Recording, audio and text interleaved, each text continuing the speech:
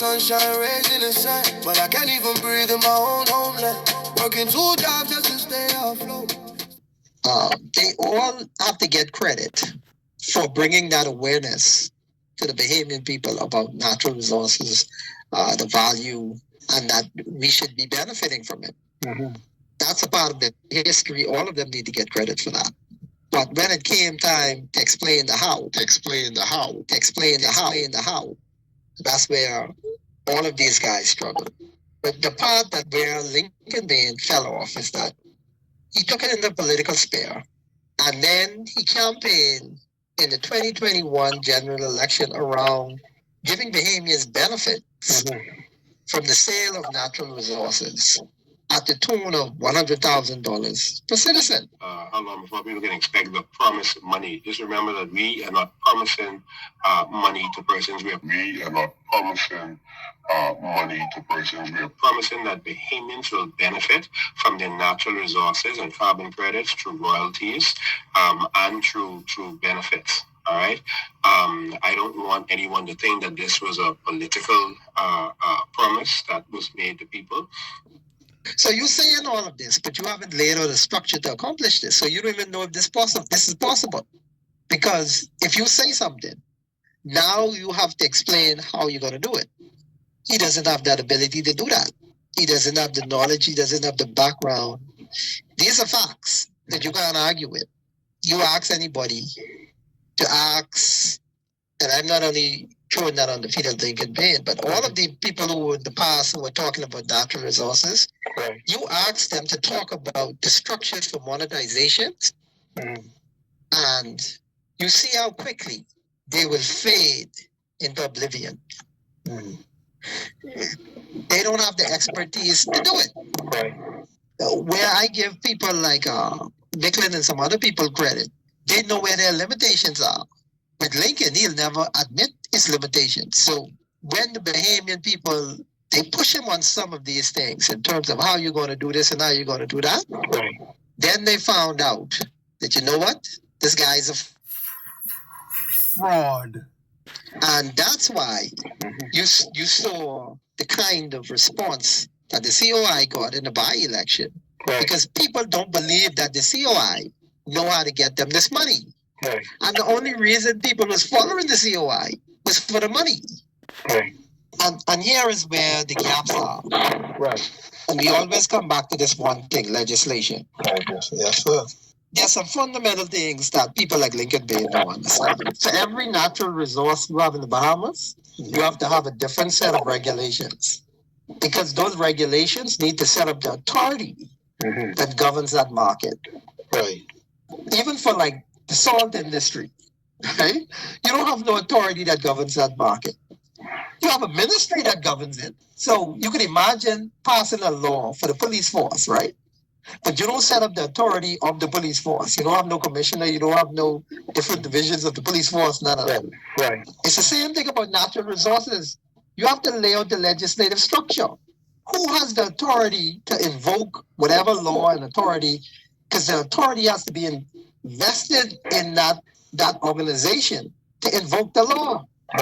So you don't have no authorities in place to govern mining of resources in the Bahamas.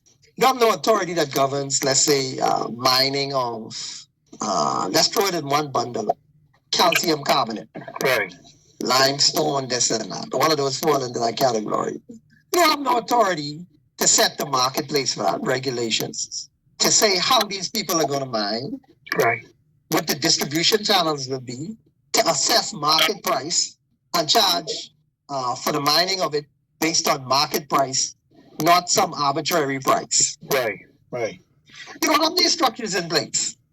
So the fella could go and mine whatever calcium carbonate in the Bahamas, and the government can decide, I merely will charge that fella $1 per ton on the tonnage, but when he takes it to the marketplace, he can get $50,000 per tonnage. But there's no authority in place to properly establish these markets locally. They don't have the human resources, they don't have the authority, they don't have the structure, they don't have the legislative power. So for every resource you want to mine in the country, you need the legislative authority. You need to be able to set up the structures to give those people the authority to have oversight over those industry, and you need the human resources in place. Right. To make sure you can execute on those functions. Because for every mine resources that leave the country, you actually need, if those industries were functioning properly, you actually need something like a customs officer to sign off on the amount and the tonnage and what the government's revenue base should be on those things. And in today's world, all that stuff could be computerized. It's a way you could scan a ship and weigh the amount of tonnage of resources it's carrying just by the weight of the ship. When you minus the weight of the ship and the oil and all that, the remainder is tonnage. Right. There's ways to do that. That's an easy calculation. So we can get proper compensation for all of the mining that's happening in the Bahamas. We don't have the authorities and the structures in place. And as long as you don't have the conversation about creating the legislation for it, it's just hot air. To the disenchanted voter, that voting bloc, they've already answered the tough questions. But for those of you that still believe in party politics, why do you keep hiring people that don't have know-how, and they don't even have the wisdom to bring in individuals, hire individuals with know-how? It's just a job to many of these politicians. The worst type of employee an owner can have is an employee that's just there for the paycheck. And so far, and with more homes on the way, where are the funds for these projects coming from? That's a question raised by the opposition. But Housing and Urban Renewal Minister Keith Bell says it's a result of good public-private partnerships and budgeting. We're getting money from that source. We're getting money from the government, from natural resources is what the slip of tongue was there that he did not want to say. From our budget, and so we have funds available to us. Have you seen in your pocket the revenue, your rightful entitlement, your carbon credit money? Have you felt a dime in your pocket? Let's come to the point you were making about blue carbon, which is the carbon that is stored in mangroves and seaweed. Seagrass. The Bahamas wants to become the first country to sell blue carbon credits. We do have a number of inquiries as we speak, but if they buy my credits to lower their pollutions. Hold on. Did you just hear what Prime Minister Davis said? He said, if they buy my credits. But if they buy my credits to lower their pollutions. The man say, my credits. Oh, that's why the boy keeps the $20.1 billion. He think, because he's Prime Minister, and he was the Minister of Finance, it's his carbon credit, because all them cabinet ministers voted to give him this authority because they took bribes. He now believes the carbon credit belongs to him. But just to use this general sweeping with the sovereign wealth fund, what does a sovereign fund mean? The sovereign wealth fund. So yes, eventually we have a sovereign wealth fund. Eventually we have a sovereign wealth fund. Eventually we have a sovereign wealth fund. This statement right here is incorrect. We had a sovereign wealth fund. Now you said eventually we can have one? My friend, you're being very deceitful and dishonest. But not only that, this is an open confession that the National Investment Fund Act is not a sovereign wealth fund. So for people running around, that is still the same thing, and the name just a little different, it's just a little bit of changes, you are deceived. Your Prime Minister just put his foot in his mouth. And as long as you don't have the conversation about creating the legislation for it, It's just hot air. You can talk about it, but if you don't understand the legislative frameworks, it can never happen. Right. If you can't lay out the proper legislative framework, it's pie in the sky. Without the legislation, it's pie in the sky. Right. Right. Wow. So when you hear government authorities telling Lincoln or anybody else who's talking about natural resources as pie in the sky, it's because they understand without the proper legislative framework, it can never happen. Right. It's all about the legislation. Yeah. And we go back to prove to you about the legislation. When that group of people wanted to control the properties market in the Bahamas, and they got in room to remove the Movable Properties Act, how did they accomplish that? Through legislation. Right. When they wanted control of the ports, how did they accomplish that? Through legislation.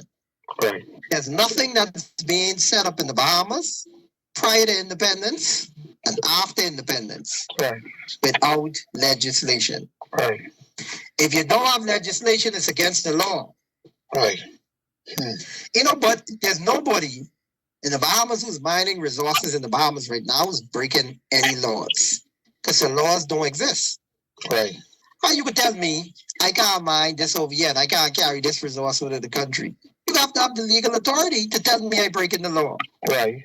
And the only way you can have the legal authority to do that is to pass a legislation that encompasses that.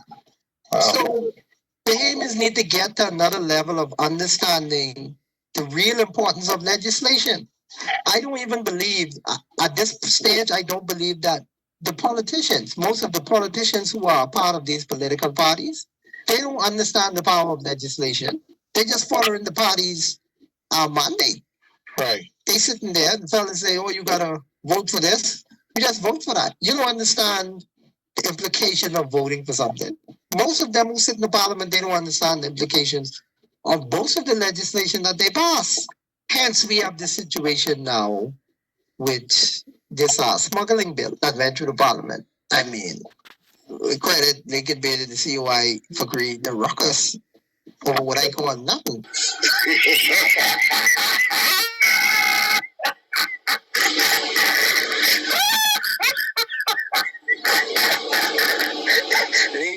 But it exposed the opposition for their incompetence. You know, these people they just go in there and they collect a paycheck and there's a whole boys club. Right. And they don't even know half of the time they're clueless about what's going on.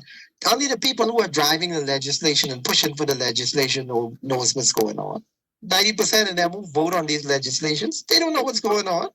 In fact, we've had people in the parliament who are functionally illiterate and ignorant.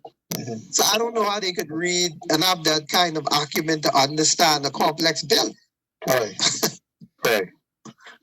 So, I mean, it really shows you the level at which we are in terms of people who we are to that legislative body. Well, we have a chance to step up as Bahamian citizens to support that legislation and push that through. So that's going to be our opportunity to make something happen for ourselves. Can't depend on nobody. You know, my pops used to say, if you want something done right, do it yourself. So we're doing it ourselves now. We just got to get behind it and support it and push it through.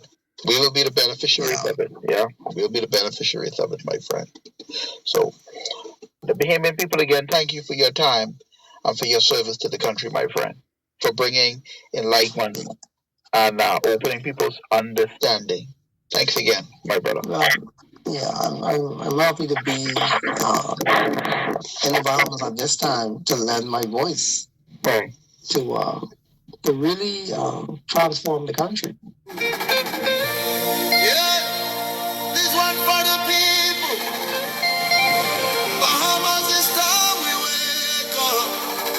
Hey, stop.